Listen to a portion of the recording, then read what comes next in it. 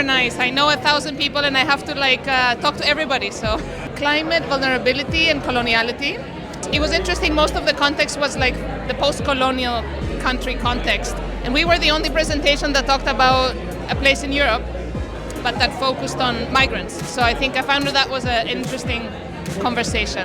I'm Fiza. I'm a PhD researcher at the BCN UAJ lab at ICTA UAB. Today I was presenting my research on how heat waves affect migrant communities across European cities. Doing research with migrants in European cities, it's very closely connected to my own lived experience of being a migrant myself from Pakistan in Europe. Get to be in the researcher seat and also be in the interviewee seat as well. In my workshops I always start with, I'm a migrant myself.